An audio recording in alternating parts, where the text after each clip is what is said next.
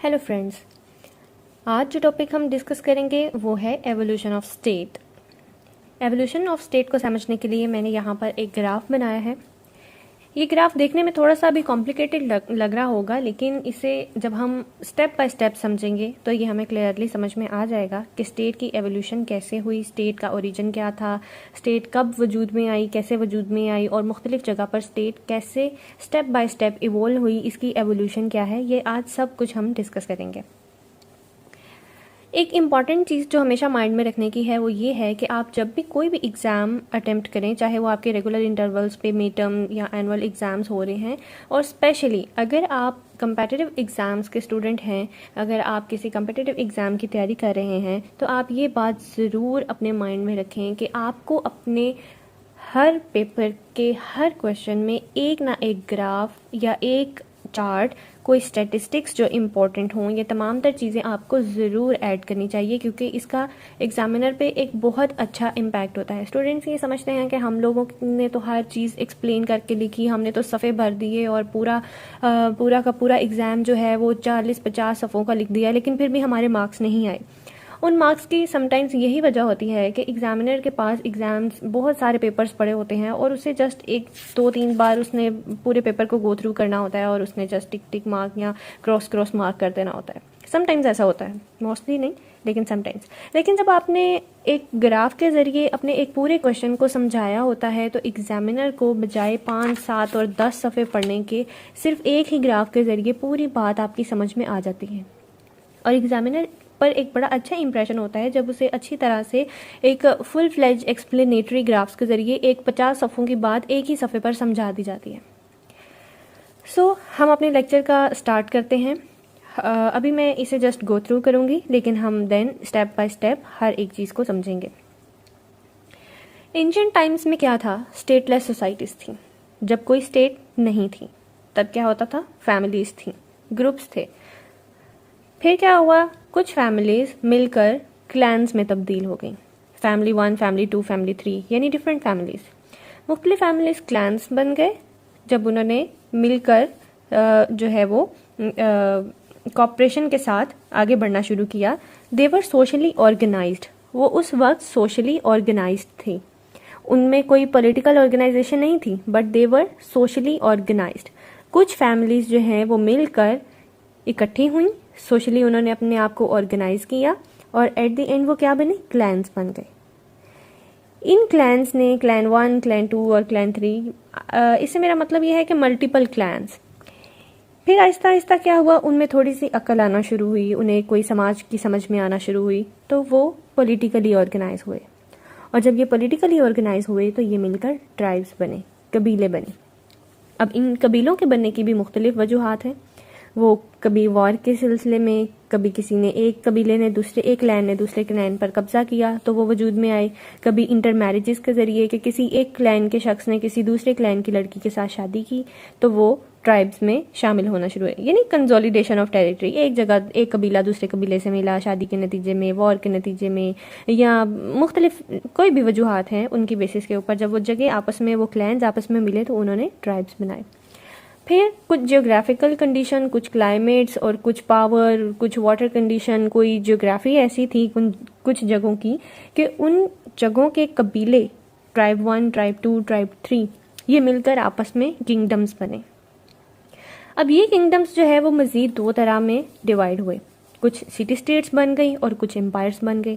जो city states थी, मिसाल के तौर पे कुछ ग्रीक सिटी स्टेट्स जो कि बहुत फेमस हैं, जैसे एथेंस है, स्पार्टन्स हैं, सिसिली है, इसी तरह की ग्रीक सिटी स्टेट्स बहुत इंपॉर्टेंस रखती हैं। ये काफ़ी फेमस सिटी स्टेट्स थी। ये छोटे छोटे एरिया से, ये बाद में हम एक्सप्लेन करके इसको डिस्कस करेंगे, लेकिन अभी के लिए इतना ही काफ़ी है कि सिटी स्टेट्स बन गई।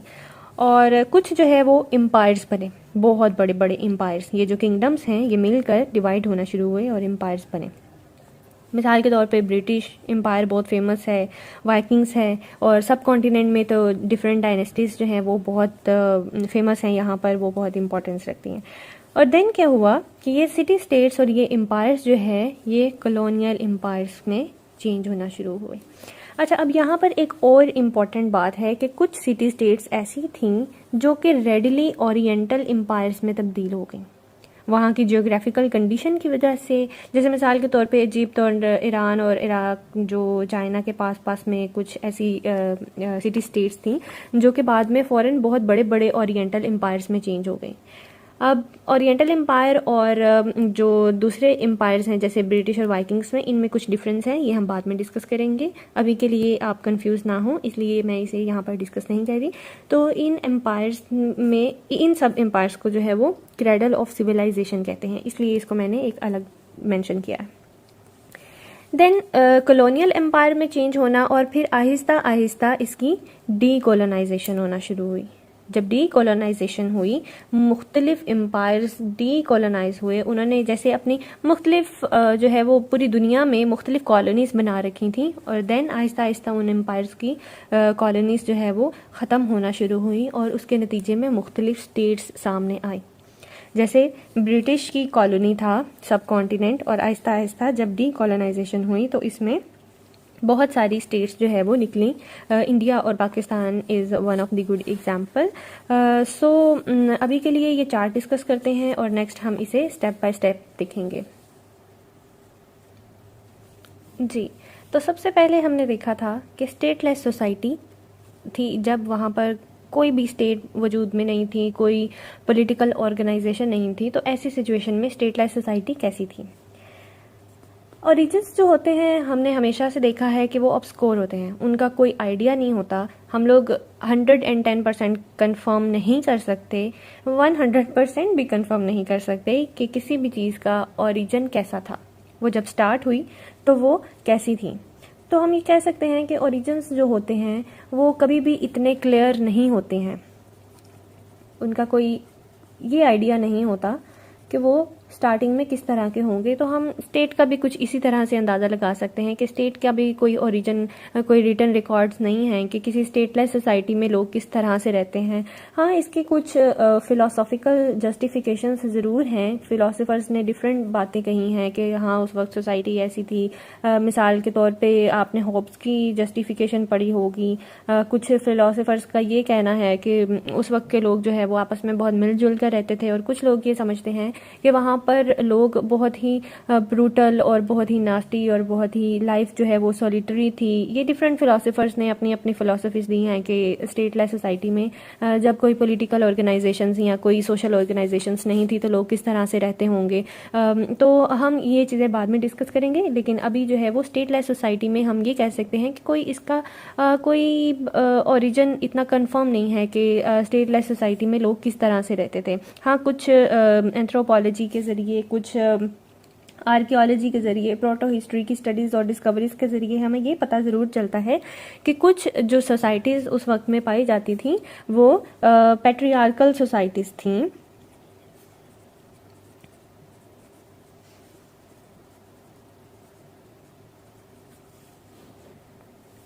और कुछ लोग ये कहते हैं कि पैट्रियार्कल सोसाइटी से पहले भी जो सोसाइटीज़ थीं वो मैट्रियार्कल सोसाइटीज़ थीं।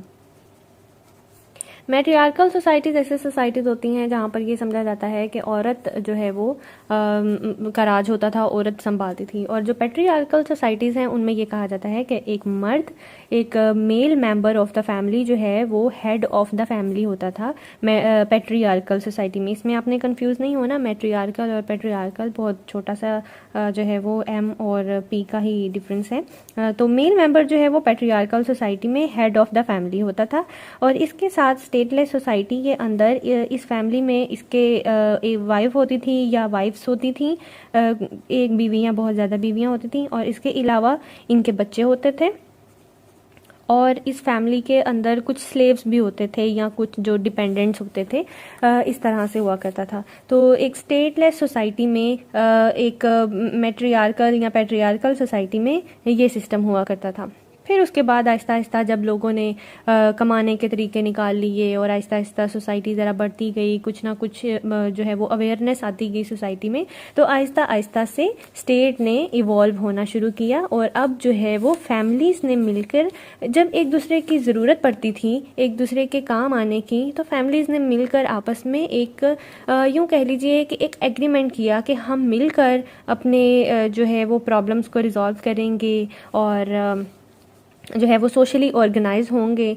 बार्टर सिस्टम आया, एक चीज़ के बदले में दूसरी चीज़ जो है वो अदला बदली शुरू हो गई, और फिर आहिस्ता आहिस्ता जो है वो सोसाइटी इवॉल्व होना शुरू हुई। तो सोसाइटी ने क्या किया कि एक फैमिली मिलकर दूसरी फैमिली के साथ ग्रुप्स बनना शुरू हो गई। 1 फैमिली, 2 फैमिली, 3 फैमिली, यानी मल्टीपल फैमिलीज़। इन फैमिलीज़ ने मिलकर अपने प्रॉब्लम्स को रिजॉल्व करने के लिए या अपने आप को सोशली ऑर्गेनाइज करने के लिए खुद, मतलब डिफरेंट रीजंस थी। लाइक अगर कोई डिस्प्यूट हो जाता है तो ऐसी सिचुएशन में क्या किया जाए, अगर कोई मैरिज करनी है तो ऐसी सिचुएशन में क्या किया जाए। इन तमाम तर प्रॉब्लम्स को, अगर फॉर एग्जांपल उस वक्त फैमिलीज़ के ख़िलाफ़ फैमिलीज़ मर्डर्स होते थे, तो कोई बड़े बड़े फ्यूड्स हो जाते थे, तो ऐसी सिचुएशन में क्या करना चाहिए। ऐसी सिचुएशन में अब डिफरेंट फैमिलीज़ ने मिलकर सोचा कि हमें कोई ना कोई तो रेजोल्यूशन करना है, कुछ ना कुछ तो किसी तरह से प्रॉब्लम्स को रिजॉल्व करना है। इन फैमिलीज़ ने मिलकर क्या किया, डिसाइड किया कि हम एक एग्रीमेंट कर लेते हैं। मुख्तलिफ फैमिलीज़ मिली और इन्होंने सोशली ऑर्गेनाइज होकर अपने आप को क्लैन्स में तब्दील किया। एक ग्रुप बन गया, दूसरा ग्रुप बन गया और तीसरा ग्रुप बन गया। इसी तरह से मल्टीपल ग्रुप्स बने और फिर ये ग्रुप्स आहिस्ता आहिस्ता जब ऑर्गेनाइज होने लगे, उस वक्त कमाने के तरीके निकल आई, डिफरेंट टूल्स एंड टेक्निक्स निकल आई, एग्रीकल्चर बढ़ना शुरू हुआ और आहिस्ता आहिस्ता से जो है वो चेंजेस आना शुरू हुए सोसाइटी में। तो ऐसी सिचुएशन में इन क्लैन्स ने आपस में मिलकर जो है वो डिफरेंट ट्राइब्स बनाए। इन क्लैन्स ने मुख्तलिफ क्लैन्स मिलना शुरू हुए। अब ये क्लैन्स किस सिचुएशन में मिलते थे, या तो कोई वॉर होती थी, एक क्लैन अगर दूसरे क्लैन के खिलाफ लड़ पड़ा तो वहाँ पर वॉर हो गई, कोई वॉर हो गई, या इसके अलावा इंटर मैरिजेस, किसी एक कबीले के शख्स ने किसी दूसरे कबीले की लड़की के साथ शादी करना चाहिए तो एक कबीला और दूसरा जो है वो क्लैन आपस में मिलकर जो है वो ऐसा हुआ करता था कि जैसे दो ख़ानदान मिलकर शादी करते हैं तो उसको एक ही ख़ानदान समझा जाता है। इसी तरह एक क्लैन अगर दूसरे क्लैन से अपनी बेटियों का विवाह करता था, शादी करता था, तो एक क्लैन दूसरे क्लैन का बिल्कुल एक मेंबर बन जाता था और वो उनकी ज़मीन को सेम समझा जाता था, उस क्लैन को अपना क्लैन समझा जाता था। तो ये वॉर और इंटर मैरिजेज या कंक्वेस्ट के नतीजे में भी अगर कोई एक क्लैन किसी दूसरे क्लैन पर कब्जा कर लेता था तब भी ये इकट्ठे हो जाते थे और इनकी कंसोलिडेशन ऑफ टेरिटरी होती थी, इनकी ज़मीनों को भी एक ही ज़मीन समझा जाता था।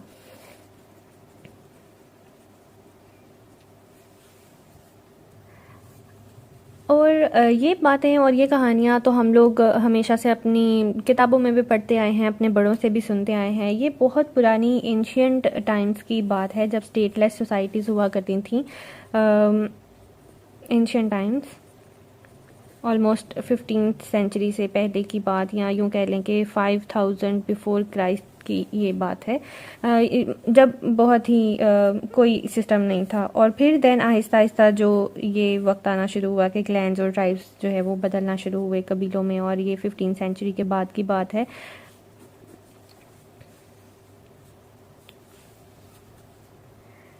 लेकिन जो नेक्स्ट स्टेप है इम्पॉर्टेंट बात समझने की, वहाँ से स्टार्ट होती है, तो इसे हम अब डिटेल में देखते हैं। ये जो ट्राइब्स थे ये मुख्तलिफ़ जगह पर, स्पेशली ये फेमस हैं एशिया के। यूँ समझा जाता है कि ज़्यादातर ट्राइबल किंगडम्स जो बने, जो ट्राइब्स ने मिलकर जो किंगडम्स बनाए, वो एशिया के पास और अफ्रीका के पास। जैसे हम कुछ नाम लिख लेते हैं।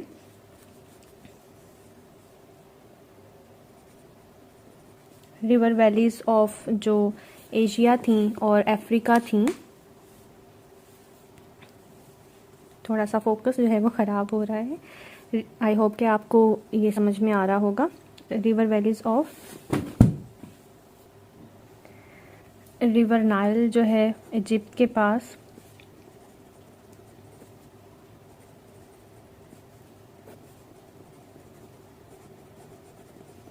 इसी तरह डिफरेंट वैलीज़ और डिफरेंट एरियाज़ में ये जो ट्राइब्स हैं ये ट्राइबल किंगडम्स में तब्दील होना शुरू हुए।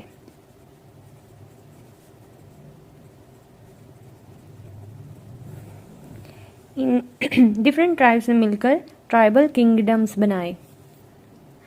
अब इन ट्राइबल किंगडम्स में जो सिस्टम था वो ज़्यादातर जो है वो फैमिली और ये जो क्लैंस वाला लेवल है यही लेवल था। लाइक लोग सोशली ऑर्गेनाइज थे, पॉलिटिकली ऑर्गेनाइज तो हुए थे, लेकिन इनमें ज़्यादातर जो सिस्टम है वो बिल्कुल अपने कस्टम्स की बेस पर ही चलता था, और रिचुअल्स, और किंग जो है वो बहुत ज़्यादा पावरफुल नहीं था, एब्सोल्यूट नहीं था। वहाँ पर फ्यूडल्स भी जो है वो भी राज करते थे, और नोबल्स जो है वो सोसाइटी के रिचुअल्स बहुत ज़्यादा इंपॉर्टेंट समझी जाती थी, कस्टम्स और ये ट्रेडिशंस की बेस के ऊपर। अभी भी ये सिस्टम उसी तरह से चल रहा था, क्योंकि अभी इतनी ज़्यादा एवोल्यूशन नहीं हुई, अभी ये इनिशियल स्टेजेस में ही आता है। सो इन ट्राइबल किंगडम्स ने जब में जो है लोग सोशली और पॉलिटिकली ऑर्गेनाइज तो थे, लेकिन अभी भी वहाँ पर कंसल्टेटिव बॉडीज़ थी प्रॉब्लम्स और डिफरेंट तरह के प्रॉब्लम्स को रिजॉल्व करने के लिए।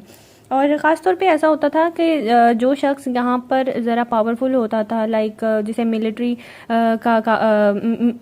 में जो ताकत रखता था, और जिसे लड़ना आता था, जंगजू होते थे, लड़ना जानते थे, उन लोगों को ज़रा ज़्यादा पावर और इम्पोर्टेंस मिलती थी। ऐसे ही लोग जो थे वो बादशाह के ज़्यादा नज़दीक होते थे, या इन्हीं तरह के लोग जो है वो बादशाह बनते थे, और देन उन्हीं के सक्सेसर्स एंड ऑल दैट। यहाँ पर ये सिचुएशन थी ट्राइबल किंगडम्स में। बाकी चीज़ें हम अभी इस लेक्चर को ट्राइबल किंगडम्स तक ही रखते हैं, बाकी चीज़ें हम नेक्स्ट लेक्चर में डिस्कस करेंगे। अभी तक के लिए हम लोगों ने स्टेट की एवोल्यूशन को डिस्कस किया, और स्टेटलेस सोसाइटी से फैमिलीज़ किस तरह से क्लैंस बनी, और क्लैंस किस तरह ट्राइब्स और फिर ट्राइबल किंगडम में तब्दील हुए, अभी हमने यहाँ तक देखा। See you in the next video, till then take care, bye.